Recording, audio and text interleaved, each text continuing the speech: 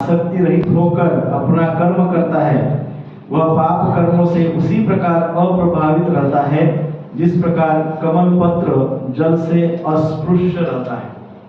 तात्पर्य श्रील प्रभुपाद जी के द्वारा। श्रील प्रभुपाद की जय। यहाँ पर ब्रह्मणी का अर्थ है कृष्ण भावनामृत में। यह भौतिक जगत प्रकृति के 3 गुणों की समग्र अभिव्यक्ति है जिसे प्रधान की संज्ञा दी जाती है।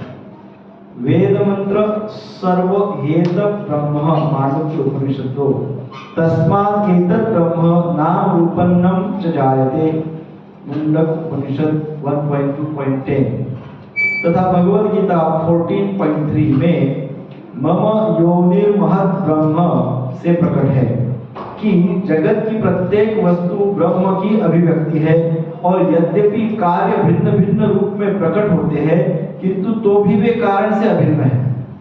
ईशोपनिषद में कहा गया है कि सारी वस्तुएं पर ब्रह्म या श्री कृष्ण से संबंधित है, अतएव वे केवल उन्हीं की है। जो यह भलीभांति जानता है कि प्रत्येक वस्तु श्री कृष्ण की है और वे ही प्रत्येक वस्तु के स्वामी है, अतः प्रत्येक वस्तु श्री भगवान की सेवा में ही नियोजित है। उसे स्वभावतः शुभ अशुभ कर्म फलों से कोई प्रयोजन नहीं रहता। यहाँ तक कि विशेष प्रकार का कर्म संपन्न करने के लिए श्री भगवान द्वारा प्रदत्त मनुष्य का शरीर भी कृष्ण भावनामृत में संलग्न किया जा सकता है। तब यह पाप कर्मों के कल्मश से वैसे ही परे रहता है जैसे कि कमल पत्र जल में रहकर भी भीगता नहीं। श्री भगवान गीता 3.30 तीसरे अध्याय के 30वें श्लोक में भी कहते हैं, मयि सर्वाणि कर्माणि सन्न्यस्य संपूर्ण कर्मों को मुझे अर्थात श्री कृष्ण को समर्पित करो।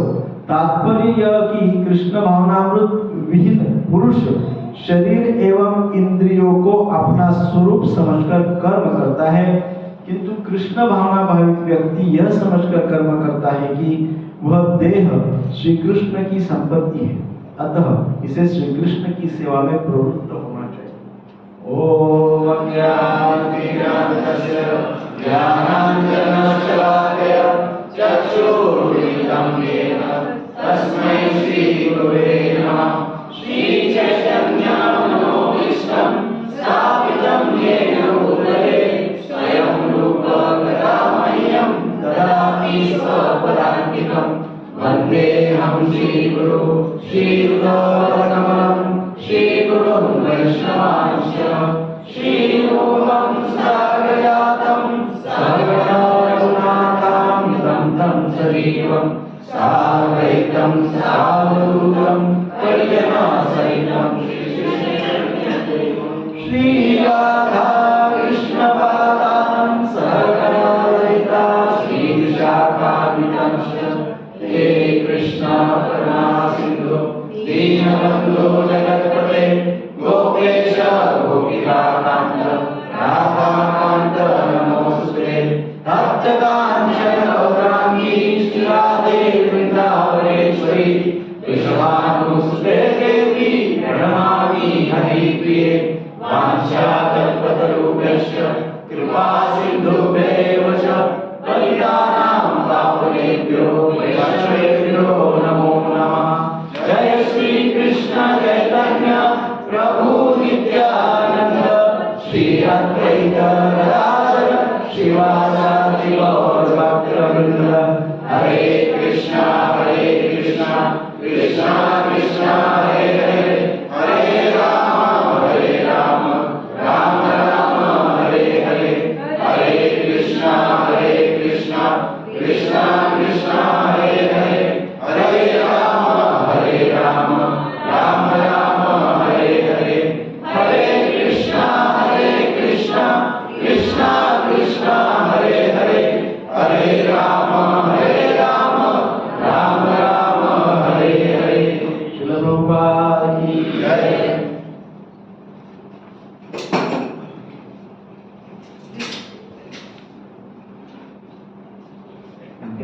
ब्रह्मण्याध्याय कर्माणि संग त्यक्त्वा करोति लिप्यते न स पापेन पद्म पत्रम मीमांसा। जो व्यक्ति कर्म फलों को परमेश्वर को समर्पित करके आसक्ति रहित होकर अपना कर्म करता है, वह पाप कर्म से उसी प्रकार अप्रभावित रहता है जिस प्रकार कमल पत्र जल से अस्पृश्य रहता है। ये बहुत ही महत्वपूर्ण श्लोक है। हमने 7वें श्लोक में देखा था कि भगवान श्री कृष्ण ने कहा 7वें श्लोक में कि योग युक्त व्यक्ति अर्थात भक्ति योग से युक्त व्यक्ति भगवान की प्रसन्नता के लिए कर्म करता है ना। योग युक्त, दो प्रकार के लोग हमने देखे थे, एक योग युक्त और दूसरा ओनली युक्त। योग युक्त अर्थात भक्ति योगी, योग युक्त अर्थात कर्म योगी, उनको कहा गया योग युक्त। और दूसरा कौन सा था? ओनली युक्त, उसमें योग नहीं था। दो प्रकार के लोगों की हमने पूर्व में चर्चा की है। तो ये जो योग युक्त व्यक्ति है अर्थात योग से युक्त अर्थात कर्म योग से भक्ति योग से युक्त, वह व्यक्ति क्या करता है? वो भगवान श्री कृष्ण की प्रसन्नता के लिए ही सब कुछ करता है। वो भगवान श्री कृष्ण की प्रसन्नता के अनुसार कर्म करता है और इसलिए वो पाप में लिप्त नहीं रहता है, इसलिए वो बंधन में नहीं बंध जाता है। हमने 7वें श्लोक में देखा था, यदि आपको स्मरण हो तो वो व्यक्ति कर्मों के बंधन में नहीं फंसता है जो अपने कर्मों के केंद्र में भगवान को रखता है ना। तो इस प्रकार से 8वें और 9वें में भगवान ने क्या कहा था? श्लोक संख्या 8 और 9 में भगवान ने कहा था केवल युक्त व्यक्ति। अब केवल युक्त व्यक्ति अर्थात ओनली युक्त अर्थात नहीं, ओनली युक्त। अब केवल अपनी योग्यता से युक्त है ना। मेरे पास जो मेरा क्वालिफिकेशन होगा मैं उसी के आधार पर सब कुछ कर रहा हूं। भक्त धर्म भक्ति योगी या कर्म योगी व्यक्ति क्या करता है? वो सोचता है कि भगवान की प्रसन्नता के लिए मुझे कार्य करना है। और जब व्यक्ति अपनी योग्यता से युक्त होकर केवल और केवल उसके स्किल के आधार पर ही कर्म करता है या अपने स्किल को ही सब कुछ समझता है, परफेक्शन समझता है, वो व्यक्ति केवल युक्त कहते हैं। उसको क्या कहते हैं? युक्त। जो हमने 8वें और 9वें श्लोक में देखा है। सो वो व्यक्ति क्या करता है? वो यह मानता है कि वह कुछ भी नहीं करता है। वो क्या मानता है? वो कुछ नहीं करता है, उसको कुछ नहीं करना है, वो कुछ नहीं करता है। कर्म संन्यास, उसने कर्मों से संन्यास ले लिया, कुछ नहीं करेगा। ये हमने 8वें और 9वें श्लोक में कहा है। इतना ही नहीं तो वह व्यक्ति भगवान की प्रसन्नता के लिए भी कुछ भी नहीं करता है, क्योंकि वो सोचता है मुझे कुछ भी करना ही नहीं है, क्योंकि जो कुछ भी करेंगे वो बंधन में फंसा देगा, माया में फंस जाओ। सारा संसार क्या है? माया है, ऐसा वो सोचता है। और इससे कर्म संन्यास उसने लिया होता है और इसलिए वो इवन भगवान की प्रसन्नता के लिए भी कुछ कार्य नहीं करता। उसको डर लगता है कि मैं फंस जाऊंगा, तो वो भी नहीं करता है। तो वह क्योंकि वो कुछ भी नहीं करता है, तो अब अर्जुन के मन में संशय आया है कि भाई जो कर्म योगी है या भक्ति योगी है, वे क्या करते हैं? वे भक्ति तो करते हैं, कर्म भी करते हैं, और जो केवल युक्त व्यक्ति वो कुछ भी नहीं करता है। वो कुछ भी नहीं करता है तो उसको कुछ नहीं मिलेगा, समझ गए? लेकिन ये जो कर्म योगी है, ये जो भक्ति योगी है, ये कर्म करता है, भले ही भगवान की प्रसन्नता के लिए क्यों न कर रहा हो, ये कर्म करता है। अब यदि कोई कर्म करेगा, कुछ ना कुछ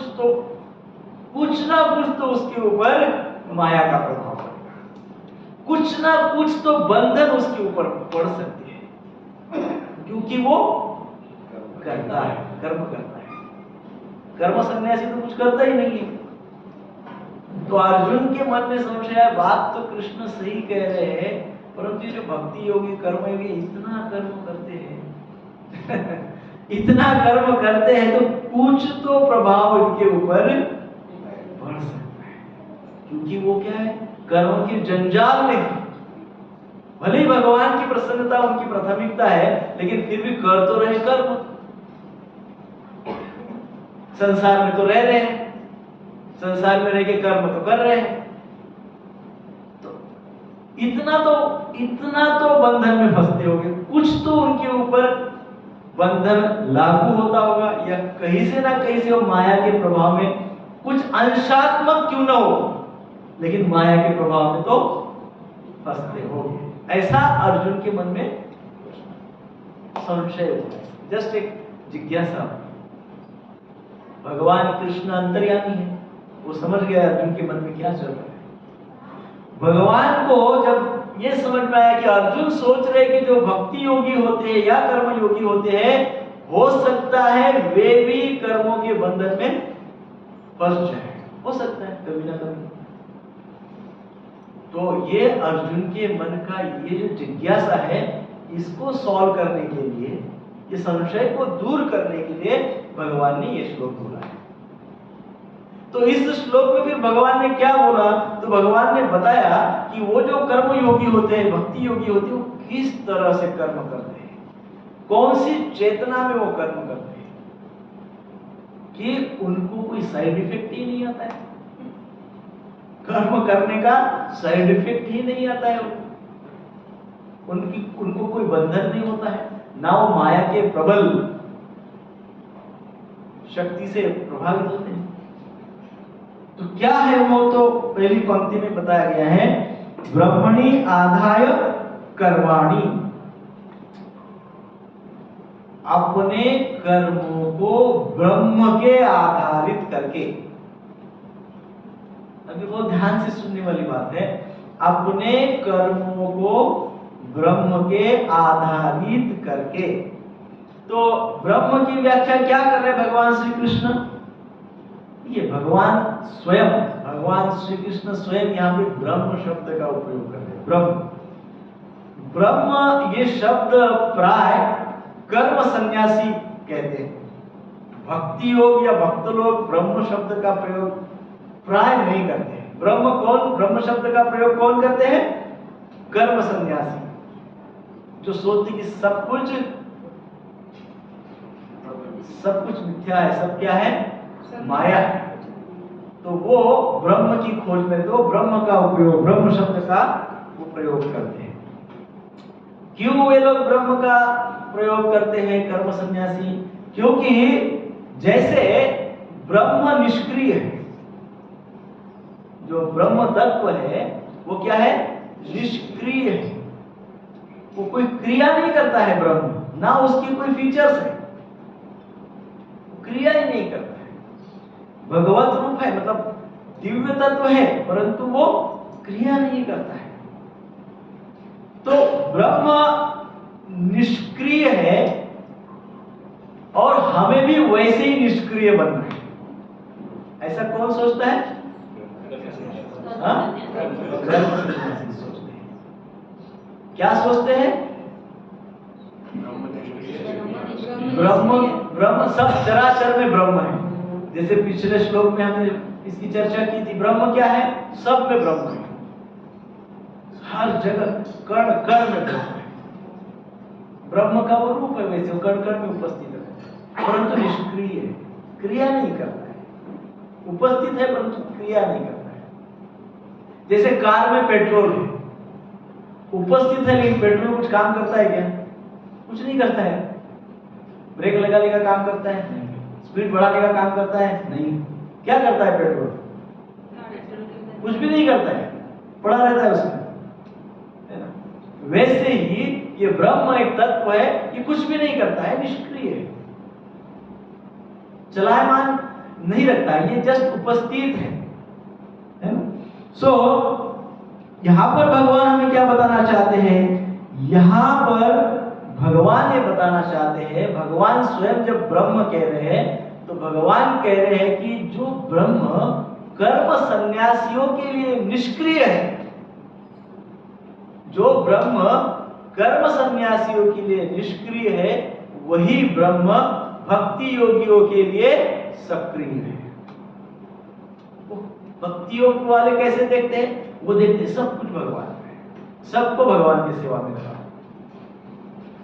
तो भक्ति योगियों के लिए क्या है? सक्रिय है, क्योंकि ब्रह्म का जो रूप है वो भगवान से उत्पन्न हुआ है। भगवान सक्रिय है, भगवान को हाथ है, भगवान को पैर है, भगवान को आंख है, भगवान को कान है, भगवान हमारा द्वारा दिया हुआ भोग स्वीकार करते हैं, है ना? भगवान बांसुरी बजाते हैं, भगवान को सुंदर भगवान का चिन्मय स्वरूप है ना? सच्चित आनंद विग्रह है भगवान का रूप। तो जो ब्रह्म का होता है, परमात्मा का रूप होता है, उसमें केवल निर्गुणता आई हुई है। ब्रह्म रूप क्या दर्शाता है? निर्गुणता, कोई गुण नहीं है, निर्गुण है। और भगवान का जो रूप है साक्षात भगवान, वो भगवान में निर्गुण भी है और सगुण भी है, दोनों है, कंप्लीट है। इसलिए भगवत रूप क्या है? कंप्लीट है। ब्रह्म रूप में सगुणता का अभाव है, ब्रह्म रूप में क्रिया का अभाव है। भगवत रूप में सगुणता भी है, निर्गुणता भी है ना? तो इस प्रकार से भगवान यहाँ पे जब ब्रह्म कहते हैं तो भगवान का ब्रह्म कहने का अर्थ यह है कि जो ब्रह्म कर्म संन्यासियों के लिए निष्क्रिय है, वही ब्रह्म भक्ति योगियों के लिए इस प्रकार से सक्रिय है। जो कर्म संन्यासी होते हैं उनके वो जो ब्रह्म का पूजा करते हैं, वो ब्रह्म की कोई इच्छा भी नहीं होती है। कोई इच्छा होती है? ब्रह्म की कोई इच्छा होती है? कोई इच्छा नहीं होती, क्योंकि वो इच्छा नहीं थे। कोई कर्म किया जाए नहीं किया जाए कोई फर्क नहीं पड़ता है, वो उसकी कोई भी इच्छा नहीं होती है। परंतु भक्तों का जो ब्रह्म है, भक्तों का ब्रह्म कौन है? भगवान। तो भक्तों का जो ब्रह्म है उनकी इच्छा होती है ना? हम भागवत में पढ़ सकते हैं, चैतन्य चरितामृत में पढ़ सकते हैं कि कैसे भगवान, और अभी जगन्नाथ रथ यात्रा हुई है, भगवान जगन्नाथ जी विग्रह के रूप में कैसी भिन्न भिन्न इच्छाएं प्रकट करते हैं, भोग ग्रहण करते हैं। कितनी सारी लीलाएं हैं जगन्नाथ जी की। हमने रविवार के प्रवचन में कहा था कि किस प्रकार भगवान ने लीला की है, कैसे इच्छा प्रकट करते हैं, है ना? तो जो भक्तों का जो ब्रह्म अर्थात भगवान है, वो इच्छा प्रकट करते हैं, उनकी इच्छा होती है। और इसलिए क्योंकि उनकी इच्छा होती है तो उनकी प्रसन्नता के लिए, किनकी? वो भगवान की प्रसन्नता के लिए, क्योंकि भगवान की इच्छाएं है, भक्तों के प्रति अपेक्षाएं है, तो इसलिए हमको कर्म करना होता है। इसलिए भगवान की प्रसन्नता की, क्योंकि हमारे भगवान की तो इच्छा है, हम तो भगवान के फॉलोअर हैं, भगवान की तो इच्छा है। अब भगवान की इच्छा है तो इच्छा के अनुसार उनको प्रसन्न करना होगा, और ऐसे कर्म करना होगा जिससे वो प्रसन्न हो जाए, है कि नहीं? तो इस प्रकार से इसलिए भक्तगण अपने कर्मों को उस ब्रह्म की प्रसन्नता के आधारित करते हैं। जैसे कोई भक्त है, वो कर्म कैसे करेगा? वो इस प्रकार से कर्म करेगा कि जिससे वो भगवान प्रसन्न रहे। वो ऐसे उल्टे सीधे कर्म कभी नहीं करेगा जिससे भगवान अप्रसन्न हो जाए।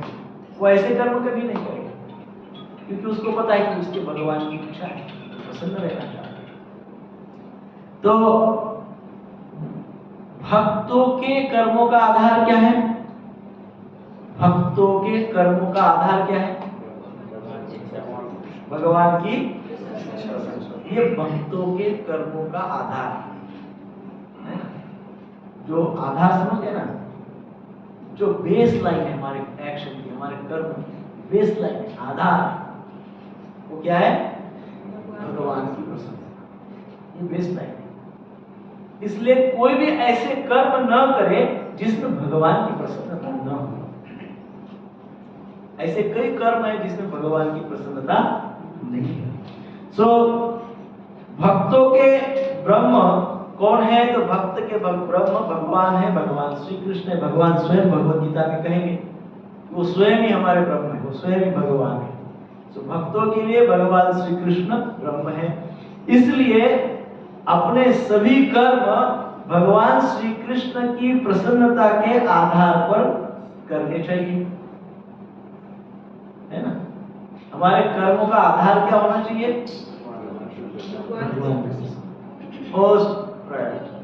सर्वप्रथम प्राथमिकता क्या है?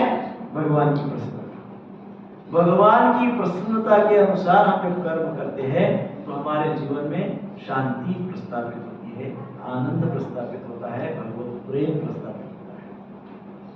तो इसलिए भगवत गीता के 18वें अध्याय के 73वें 18.73 में अर्जुन ने कहा कि हे भगवान श्री कृष्ण, हे श्री कृष्ण, मैं अब आपकी प्रसन्नता के लिए युद्ध करूंगा। क्या कहा अर्जुन ने? हे भगवान, हे श्री कृष्ण, मैं अब आपकी प्रसन्नता के लिए युद्ध करूंगा। तो हमने रोज क्या कहना चाहिए? 18.73 के अनुसार, हे भगवान, मैं आपकी प्रसन्नता के अनुसार कर्म करूंगा। हे भगवान, मैं आपकी प्रसन्नता के अनुसार कर्म करूंगा। सो इस प्रकार से हमको भगवान की प्रसन्नता प्राथमिकता होनी चाहिए हमारे लिए। दूसरा शब्द इसमें आया है संग त्यक्त्वा करोति यम, आसक्ति को त्याग कर कर्म करता है। भक्त जो होता है वो कैसे कर्म करता है? संग त्यक्त्वा, संग त्यक्त्वा अर्थात आसक्ति को त्याग कर कर्म करता है। सो भगवान श्री कृष्ण की प्रसन्नता के लिए कर्म करना, इसका दूसरा सिंपल अर्थ क्या होता है? आसक्ति त्याग। सिंपल, भगवान की प्रसन्नता के लिए कर्म करना, सिंपली सरल भाषा में कहा जाए तो भगवान की प्रसन्नता के लिए कर्म, अर्थात आसक्ति को त्याग। अब आसक्ति ये बहुत बड़ा क्लिष्ट विषय है। ये शब्द हमारे 4 साल तो हुए होंगे क्लास को, 4 साल से भगवत गीता का क्लास चल रहा है। प्रत्येक क्लास में 4-5 बार तो शब्द का उपयोग हुआ है। कौन सा शब्द? आसक्ति। बड़ा डेंजर शब्द है, बड़ा धोखा है इस शब्द। तो आसक्ति क्या होती है? सो बहुत ध्यान से सुनिए। आसक्ति 2 प्रकार से इफेक्टिव है, परिणामकारक है। 2 प्रकार से। पहला प्रकार है आसक्ति ने मुझे जकड़ा है, जकड़ा इसमें ट्रैप किया है। आसक्ति ने मुझे जकड़ लिया है, पहला टाइप, एक प्रकार। दूसरा प्रकार है मैंने आसक्ति को पकड़ लिया है। 2 प्रकार है। कौन से? आसक्ति ने मुझे जकड़ लिया है, या तो ये होगा। दूसरा है या तो मैंने आसक्ति को पकड़ लिया है, उसने मुझे जकड़ लिया, नहीं तो मैंने उसको पकड़ लिया। Very dangerous. 2 में से एक ही ऑप्शन है। 2 में से कुछ ना कुछ एक प्राय होते रहता है हमारे साथ। या तो हम उसको, या तो वो हमको जकड़ लेती है आसक्ति, और नहीं तो उसने नहीं जकड़ा तो हम उसको पकड़ लेते। ऐसा है, ये बड़ा भयंकर विषय है। सो अब ये दोनों के बीच में जो भेद, what is the difference between them, वो दोनों के बीच में भेद क्या है? कैसे समझे कि मुझे आसक्ति ने जकड़ा है कि मैंने आसक्ति को पकड़ा है? कैसे समझे? है ना? कैसे समझे इसको? समझना बहुत जरूरी है, तभी तो पता चलेगा कि उसका निराकरण कैसे होगा, वो क्रिएट कैसी हुई वो पता होगा तो निराकरण पता होगा, अन्यथा निराकरण पता ही नहीं होगा। आसक्ति ने मुझे जकड़ा है कि मैंने आसक्ति को पकड़ा है, are my attachments holding me और am I holding my attachments? तो दोनों के बीच में भेद है।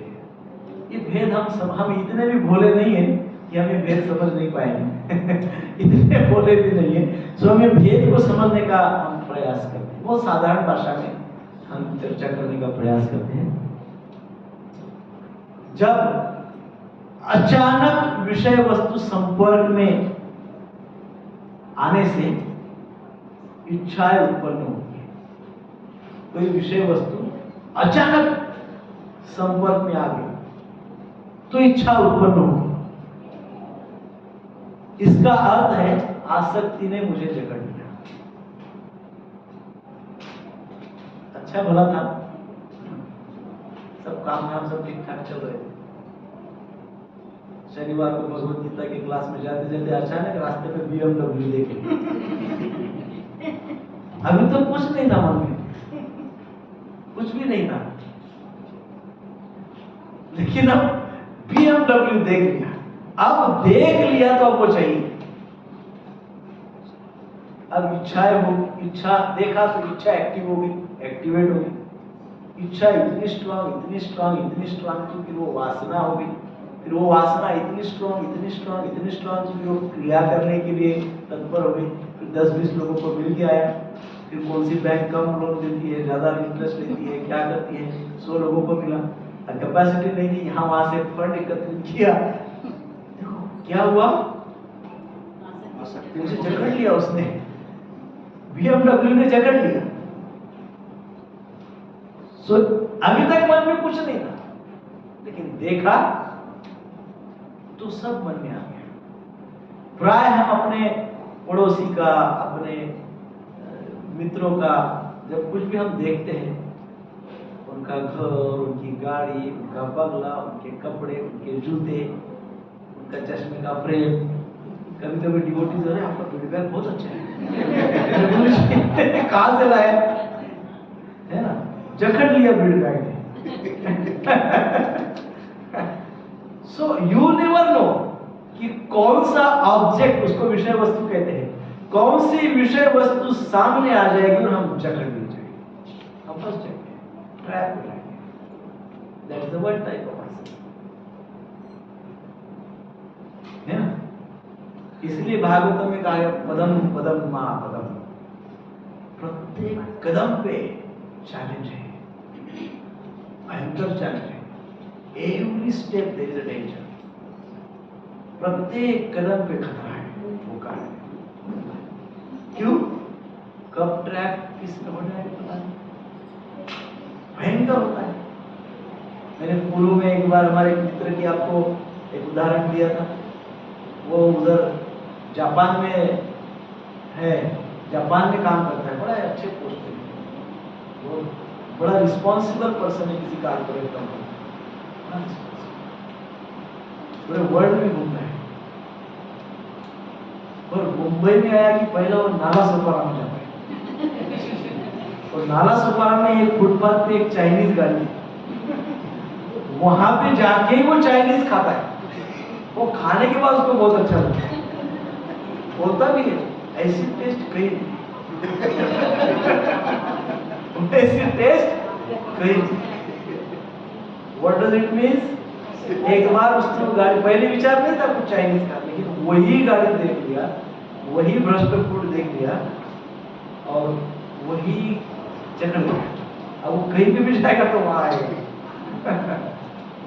सो इसलिए इट इज वेरी डेंजरस। दूसरा प्रकार क्या है? दूसरे प्रकार में पहले मन में विचार आता है, विषय नहीं दिखता है, पहले क्या होता है? मन में विचार आता है, ऐसा करूंगा, वैसा करूंगा, पैसा होगा तो ऐसा करूंगा, बहुत सारा विचार आता है। फिर वो विचार आते आते वो विचारों की इच्छा बनना शुरू होता है। पैटर्न वही है, बस क्रम अलग अलग है, भिन्न है। विचारों की इच्छा, कई लोग विचार कर करके बदले हो गए। इतना विचार, इतना विचार, इतना विचार, इच्छा, विचार, इच्छा, इच्छा की कामना, और इतना इतना इतना, और फिर अंत में वो कामना होने के बाद फिर प्लान उत्पन्न होता है। विचार, इच्छा, कामना, देन प्लानिंग। अब वो जो है, अभी तक तो कोई सब्जेक्ट मैटर, कोई विषय, कोई प्रैक्टिकल, कोई वास्तविक कुछ नहीं है, लेकिन सब यहाँ पे वो प्लानिंग कर करके वो प्लानिंग और विचार और इच्छा और कामना और उन सब के प्रति आसक्त हो गए। वो विचार छूटता ही नहीं, वो विचार छूटता ही नहीं है। अब वो आसक्ति मेरे पास नहीं आ रही, जो विषय वस्तु है वो मेरे पास नहीं आ रही, लेकिन मैं ही क्या कर रहा हूं, विचारों के, इच्छाओं के, कामनाओं के और प्लानिंग के माध्यम से उसको पकड़ के रखा हूं, उसको पकड़ के रखा हूं। और ऐसा करते करते करते मेरे शारीरिक मानसिक स्वास्थ्य बिगड़ रहा है, क्योंकि बहुत ज्यादा विचार करना शरीर के लिए हानिकारक है। टू मच थिंकिंग, बहुत ज्यादा विचार, टेंशन हो जाता है। Don't be intense, be intense, ऐसा बोलते हैं। टेंस मत हो जाइए, इंटेंस हो जाइए भगवान के प्रति, इंटेंस हो जाइए, गाढ़ी भक्ति करिए। इंटेंस हो जाएगी तो टेंस चला जाएगा। पर ये टेंस क्यों होता है? क्योंकि मैंने आसक्ति को, दूसरा प्रकार, दोनों प्रकार कैसे हैं? इसमें से आपको कोई आसान लगता है? दोनों में से ऐसा कुछ लगता है ये बहुत आसान, ऐसा कुछ लगता है? दोनों ही हमारे लिए चैलेंज। दोनों प्रकार की आसक्तियां हमारे लिए चैलेंज, बहुत बड़ा चैलेंज। सो भक्त की क्या विशेषता होती है? भक्त अपनी प्रसन्नता के लिए कर्म नहीं करता, वो भगवान की प्रसन्नता के लिए कर्म करता है। तो भगवान की प्रसन्नता के लिए जब कर्म करेगा तो पहली बात क्या है? अपनी पर्सनल जो एजेंडा है, अपनी जो आसक्ति है, उसका त्याग है।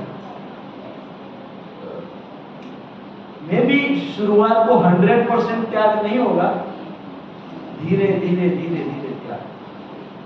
अब देखिए, भक्तों को कहा जाता है 4 रेगुलेटिव प्रिंसिपल, चाय मत पियो, कॉफी मत पियो, नो इंटॉक्सिकेशन, प्याज मत खाओ, लहसुन मत खाओ, नो इंटॉक्सिकेशन। अब ये सब मत करो, चाय मत पियो, कॉफी मत पियो, किस लिए मत करो? चाय कॉफी मत पियो, किस लिए? आसक्ति हो जाएगा,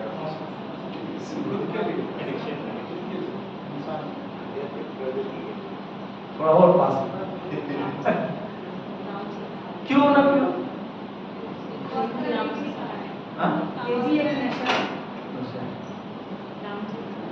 भगवान को प्रसन्न, यस, भगवान की प्रसन्नता के लिए चाय कॉफी छोड़ो, इसका अर्थ ये हो। भगवान की प्रसन्नता के लिए प्याज लहसुन छोड़ो, इसका अर्थ, अर्थात हम चाय कॉफी प्याज लहसुन नहीं खाते पीते, किसी प्रकार का व्यभिचार नहीं करते, मांसाहार नहीं करते, किसी भी प्रकार की कोई भी जुआ वगैरह नहीं खेलते, तो ये क्या है? ये भगवान की प्रसन्नता के लिए हो रहा है। किस लिए हो रहा है? भगवान की प्रसन्नता के लिए। और यदि कोई सोचता है नहीं मैं भी थोड़ा एक आध बार चाय, एक आध बार कॉफी, एक आध बार प्याज, एक आध बार लहसुन, एक आध बार कभी-कभी मांसाहार, महीने में एक बार, इसका अर्थ क्या है? इसका अर्थ क्या है? इसका अर्थ कि अभी भी मुझे भगवान की पूरी प्रसन्नता नहीं चाहिए। आई डोंट माइंड, भगवान नहीं भी मिलते मुझे कोई फर्क नहीं है, नहीं भी प्रसन्न हो चल रहा है, ऐसा उसका अर्थ होगा। इस श्लोक के अनुसार हमको क्या करना है? हमको भगवान की प्रसन्नता चाहिए। भगवान की प्रसन्नता के लिए हमको आसक्ति त्याग करना है। Step by step by step, step by step, आगे आगे जाते हुए एक एक अनर्थों को छोड़ना है। अनर्थ छूटते जाएंगे, भगवान को और प्रसन्न होते जाएंगे, भगवान स्वयं हमको नेक्स्ट लेवल पर लेते जाएंगे। भगवान स्वयं हमको, हमारी जैसी एक एक आसक्ति छूटी, भगवान हमको एक एक स्टेप ऊपर स्वयं हाथ देंगे, ऐसा पकड़ो बोलेंगे मेरा हाथ, और ऐसा खींच लेंगे ऊपर। लेकिन पहले हमको क्या करना पड़ेगा? अब दो में से कोई भी एक आसक्ति होगी, कौन सी है?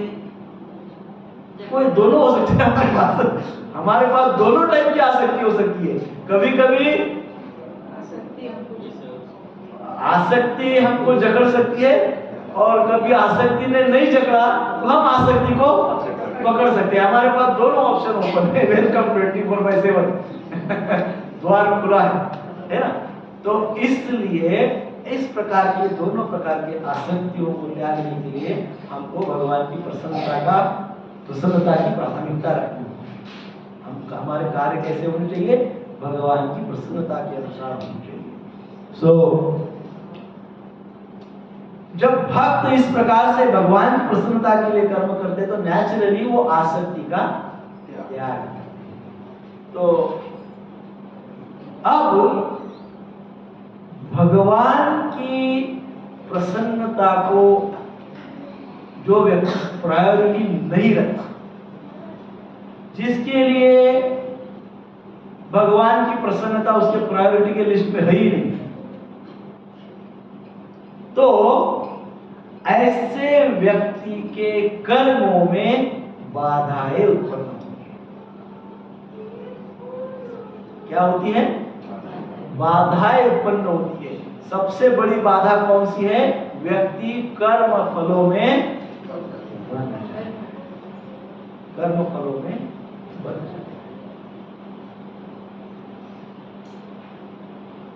जो भक्त होते हैं वो क्या करते हैं? भगवान की प्रसन्नता के लिए अपने सारे कर्म फलों को भगवान को अर्पण कर देते हैं। अरे इतना ही नहीं, भगवान को केवल अपने कर्म फलों को ही नहीं केवल अर्पण करते हैं, तो भक्त स्वयं को ही भगवान को अर्पण कर देते हैं। ये भक्त का स्वभाव, वो स्वयं को ही भगवान को अर्पण कर देते हैं। इसलिए भगवान श्री कृष्ण का इस श्लोक में संकेत क्या है? वो इस प्रकार से संकेत दे रहे अर्जुन को, कह रहे हे अर्जुन, यदि तुम मेरी प्रसन्नता के लिए युद्ध करना चाहते हो तो अपनों के प्रति आसक्ति का त्याग, क्योंकि तुम्हारी ये जो आसक्ति है ये तुम्हारे कर्मों में बाधाएं उत्पन्न करती है। इतना सब क्यों बोला भगवान ने?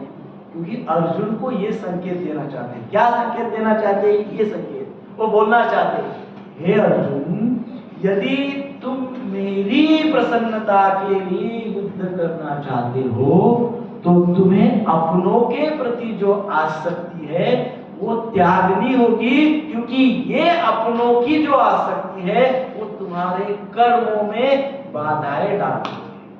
जैसा समझो भगवान हमको कह रहे हैं, क्या कह रहे हो? कह रहे हे जीवो, यदि तुम मुझे प्रसन्न करना चाहते हो तो अपने स्वार्थ के प्रति जो आसक्त हो बैठे हो वो स्वार्थी प्रवृत्ति को त्याग, क्योंकि तुम्हारी स्वार्थी प्रवृत्ति जो आसक्ति के कारण उत्पन्न हुई है वो तुम्हारे कर्मों में बाधाएं डालेगी। हरे कृष्णा कृष्णा कृष्णा हरे हरे, हरे राम राम राम हरे हरे। अब ये जो शब्द है आसक्ति और दूसरा शब्द है अज्ञान। ये जो अज्ञान है ना, अज्ञान, ये अज्ञान का फाउंडेशन क्या है? ये अज्ञान का आधार क्या है? आसक्ति। अज्ञान, इग्नोरेंस का फाउंडेशन आधार क्या है? जो जितना आसक्त, भौतिकता में आसक्त होगा वो उतना ज्यादा अज्ञानी होगा। समझो कोई व्यक्ति अज्ञानी है, जो जितना ज्यादा अज्ञानी, बिना उसको सोचे समझे समझ लेना चाहिए कि ये प्रचंड भौतिकवादी है, भयंकर भौतिकता में आसक्ति है, समझ लेना चाहिए। अज्ञान का फाउंडेशन है आसक्ति, अर्थात आसक्ति के कारण व्यक्ति महाअज्ञानी हो सकता है। अज्ञानी, ज्ञानी नहीं, अज्ञानी, ध्यान रखिए, महाअज्ञानी हो सकता है। Why?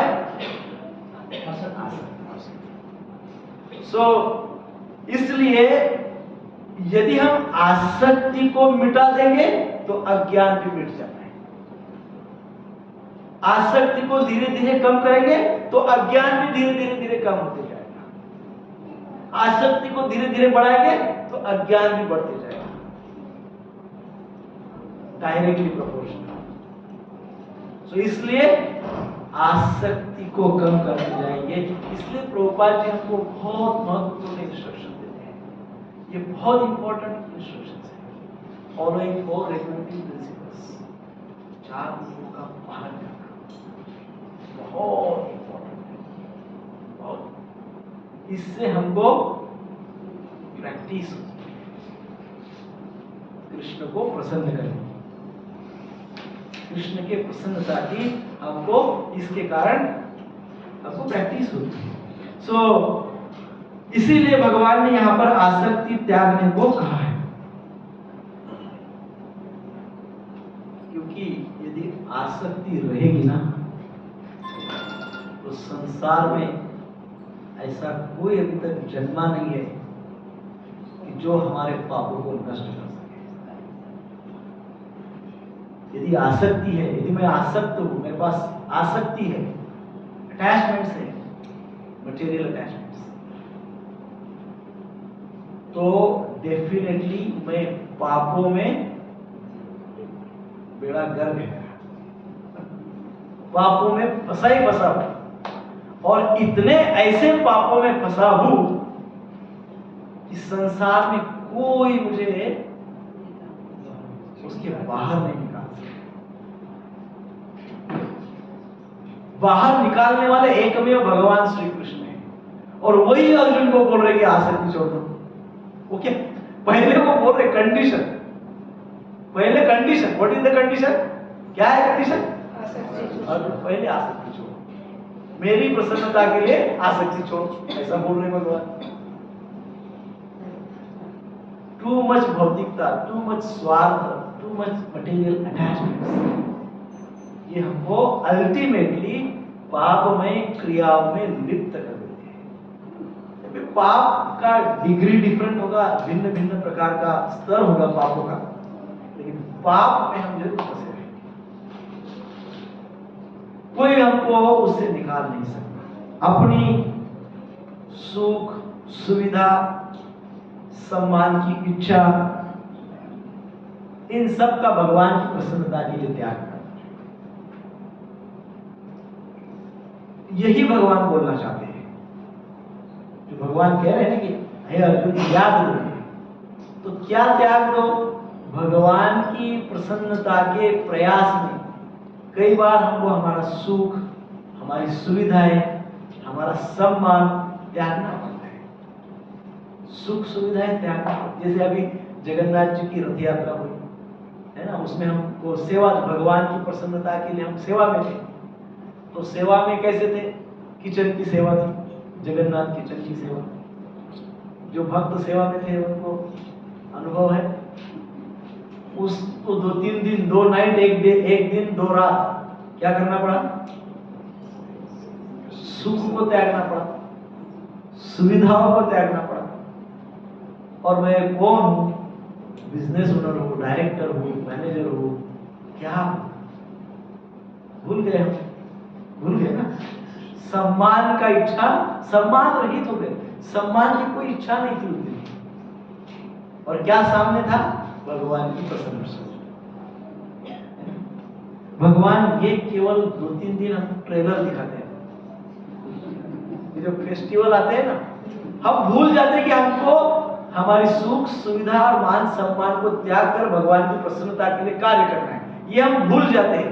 Every day, day and night, every moment, क्षण प्रतिक्षण हमारे सामने सबसे पहले था सुख सुविधा सम्मान, सुख सुविधा सम्मान, यह है।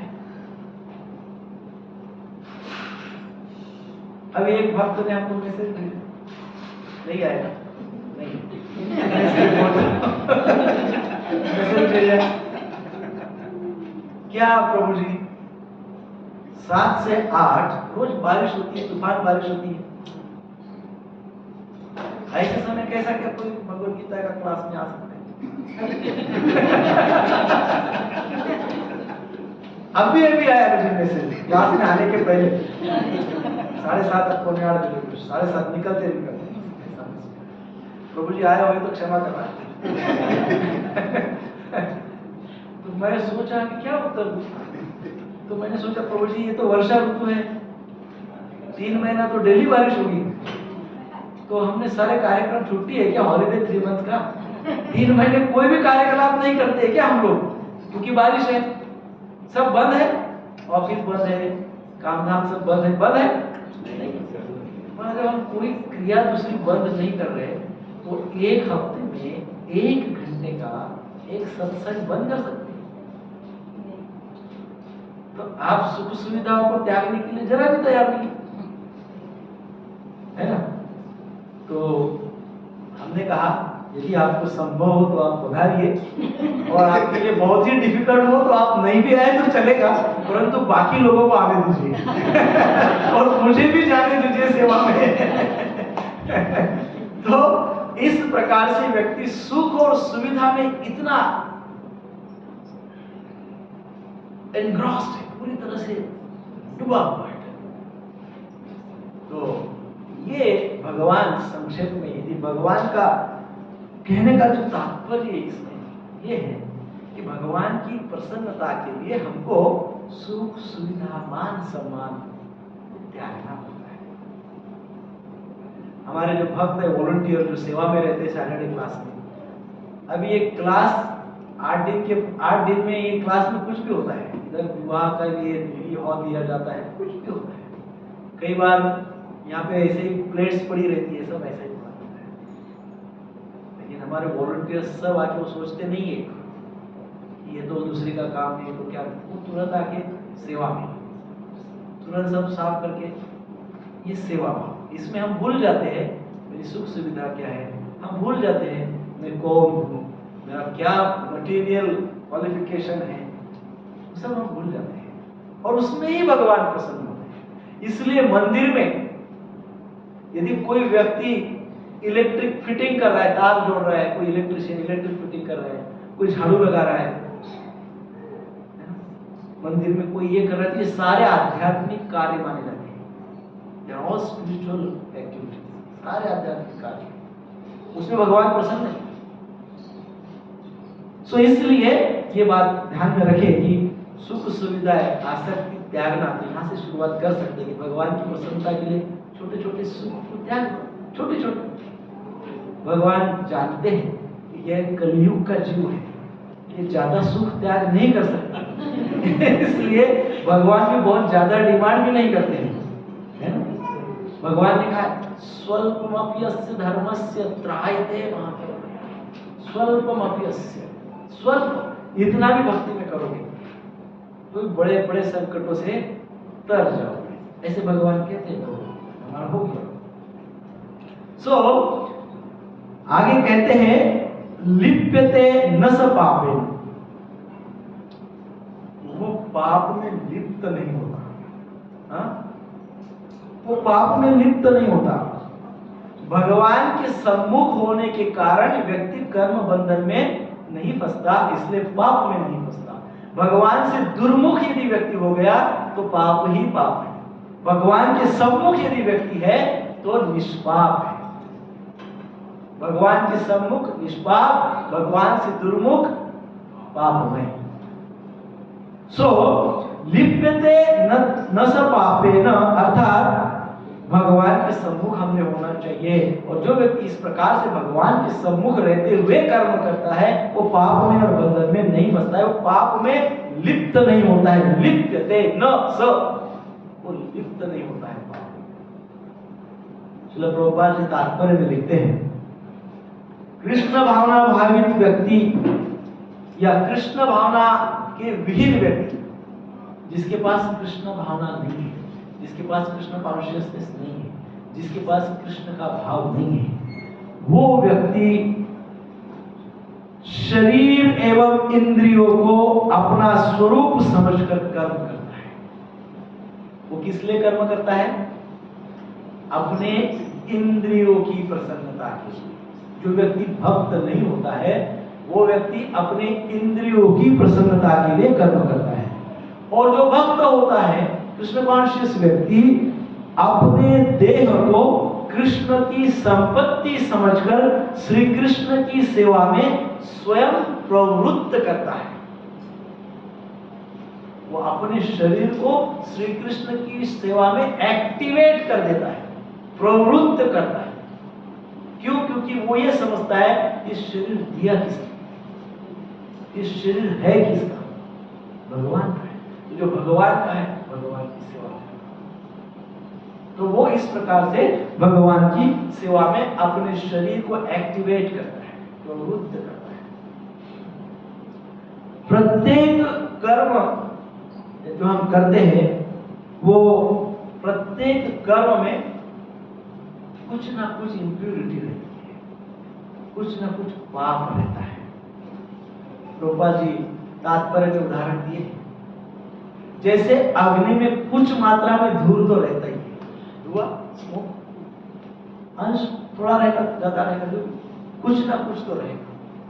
वैसे ही प्रत्येक भौतिक कर्म में कुछ ना कुछ इंप्यूरिटी, कुछ ना कुछ पाप समझिए, उसको एक अशुद्धता समझिए, बंधन समझिए, कुछ ना कुछ मात्रा में रहता ही रहता है। और ऐसा भी दुखी होने की भी आवश्यकता नहीं है। आप सोचेंगे आज का श्लोक कितना दुखी कर रहे हैं, कुछ होप्स ही नहीं है, कुछ होप्स ही नहीं बता रहे, कुछ होपफुल बात बताओ, सारे होपलेस बातें बता रहे, कोई होप ही नहीं रख सकते, इतना हम फंसे हुए हैं। तो ऐसा भी नहीं है कि हमें पापों से हम मुक्त नहीं हो सकते, ऐसा भी नहीं, हम मुक्त हो सकते हैं। कृष्ण की प्रसन्नता से पापों से मुक्त हो सकते हैं। किससे मुक्त, कैसे मुक्त हो सकते हैं? कृष्ण की प्रसन्नता से पापों से मुक्त हो सकते हैं। और कृष्ण की प्रसन्नता कोई बहुत कठिन बात नहीं, आगे चर्चा करेंगे। अब इस श्लोक का इसेंस जो है, क्या कहते हैं इसेंस, सार। पद्मपत्रम एवं अंबसा, कहा गया जिस प्रकार कमल का पत्ता जल से लिप्त नहीं होगा, जिस प्रकार कमल का पत्ता जल से लिप्त नहीं होगा। इतनी सारी बातें भौतिक आसक्ति की हमने चर्चा की है ना। एन केन प्रकारेण आसक्ति ग्रसित हम तो हो ही जाएंगे, जैसा कि पहले चर्चा की। या तो आसक्ति पकड़ेगी हमको, या तो हम आसक्ति को, कुछ ना कुछ ऐसा तो हो गई होगा। जब इस प्रकार से हम फंस ही जाएंगे तो कुछ होपफुल बात बताओ, कुछ पॉजिटिव बताओ, कुछ रास्ता बताओ, कुछ मार्ग बताओ, कुछ प्रकाश की किरण हमको दिखाओ। ऐसे सारी जीवात्माएं कह रही है भगवान को, भक्तगण कह रहे हैं, तो भगवान ने इसलिए ये शब्द अर्जुन ने कहा। तो क्या कहते हैं भगवान? भगवान कहते हैं कि देखो अर्जुन, इस संसार में आए हो और संसार में आए तो ये न के न प्रकार आसक्ति प्रभावित करेगी। तो कैसे रहोगे, कैसे जियोगे, क्या करोगे, कैसा व्यवहार रखोगे? तो ऐसा व्यवहार रखो जैसा कि पद्म पत्र, कमल का जो पत्ता होता है वो कमल के पत्ते के जैसा व्यवहार रखो इस संसार में। कमल का पत्ता जो होता है, पत्र, वो जल में रहता है फिर भी गीला नहीं होता है, पानी में रहता है फिर भी गीला नहीं होता है। हाँ? ऐसे रहो। अब वो कमल का जो पुष्प आता है वो कीचड़ में आता है, कीचड़ में रहता है, पूरा कीचड़ रहता है, पानी रहता है। जो पानी होता है कीचड़ युक्त होता है, मडी वाटर, उसमें वो पुष्प उगता है। ये क्या सिग्निफिकेंस है? यही उदाहरण क्यों दिया है? क्योंकि कीचड़ में कमल उगता है, ऐसे ही कर्म रूपी कीचड़ में योग उगता है। कर्म रूपी कीचड़ है, कर्म सब कर रहे हैं, कैसे कर्म कर रहे हैं? जैसे भी कर रहे, कीचड़ रूपी इम्प्योर है, लेकिन योग से यदि हम कनेक्ट हो, योग युक्त हो गए, योग युक्त हो गए तो क्या हो जाएगा? कमल के पुष्प के जैसा होगा, कीचड़ में उगे।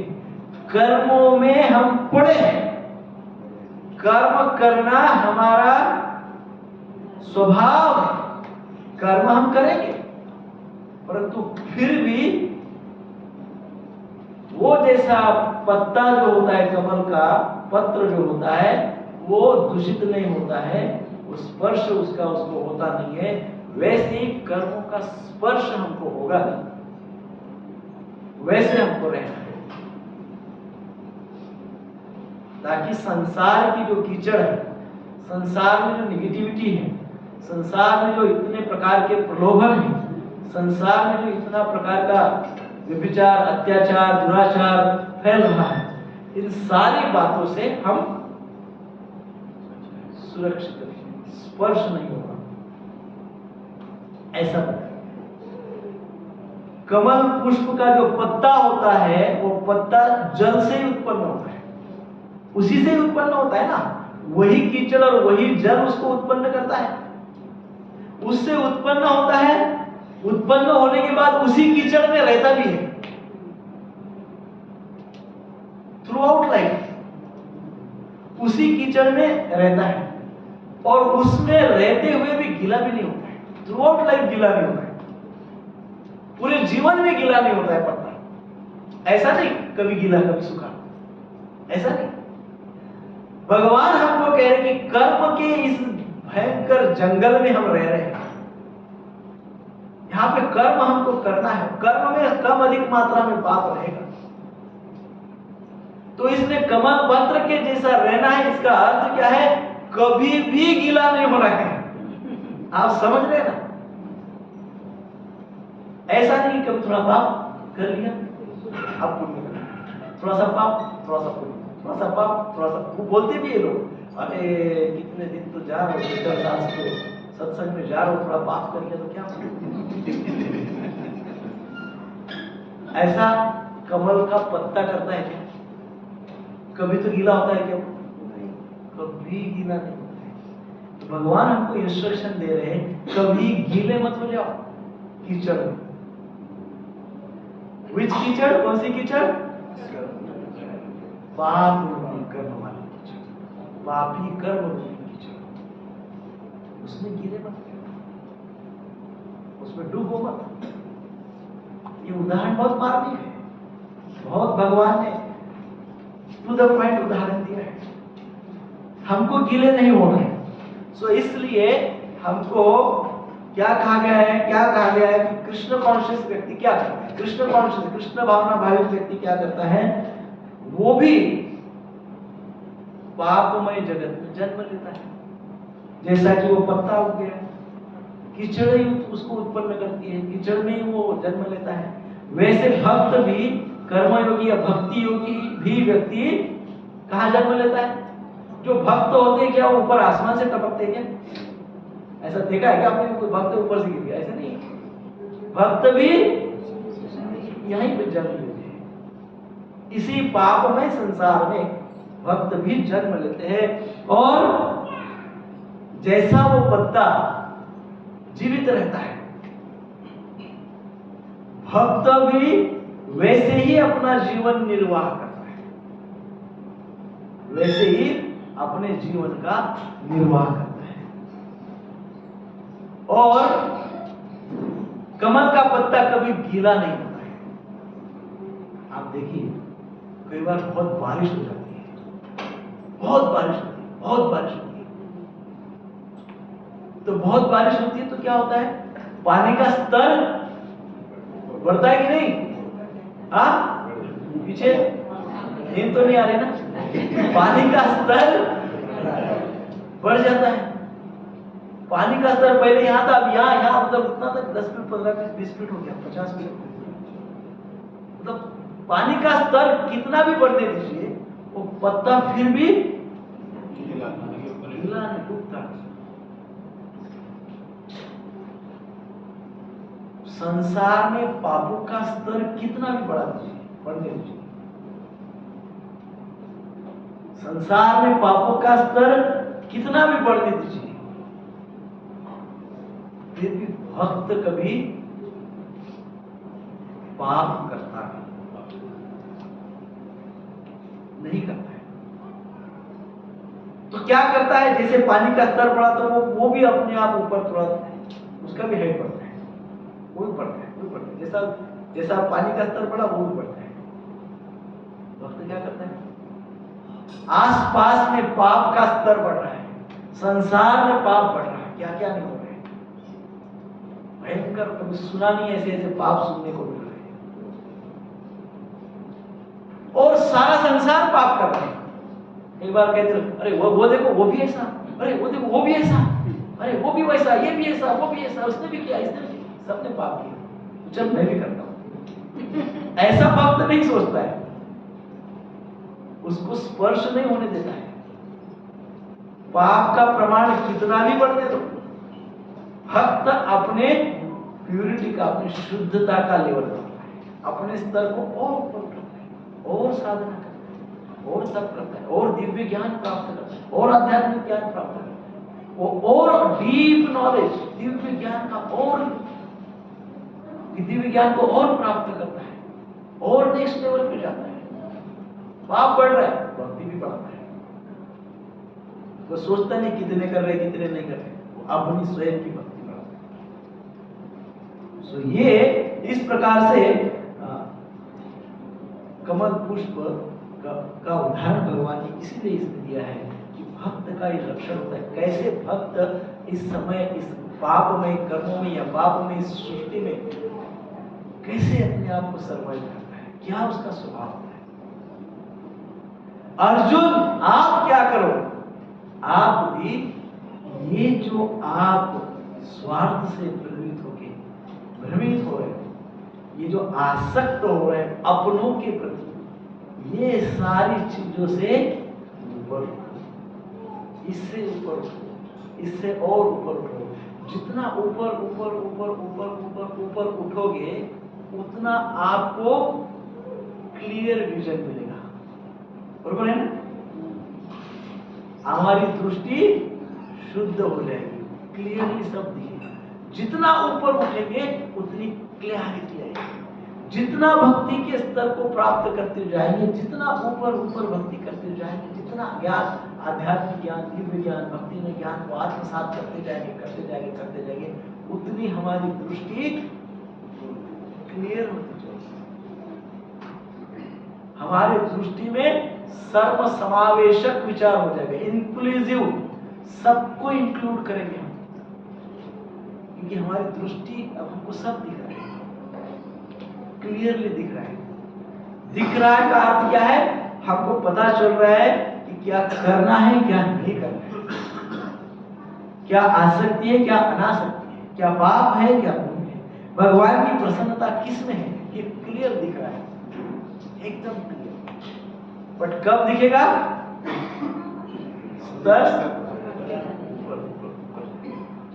तब पाप बिल्कुल नहीं दिखेगा, चाहे कितना भी पाप बढ़ने दो।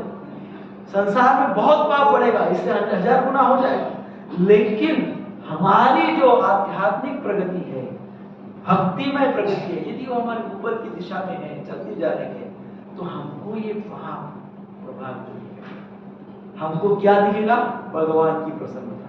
हमको भगवान को कैसे प्रसन्न करना, उसका हमको दर्शन। तो इस प्रकार से ये श्लोक बहुत महत्वपूर्ण है।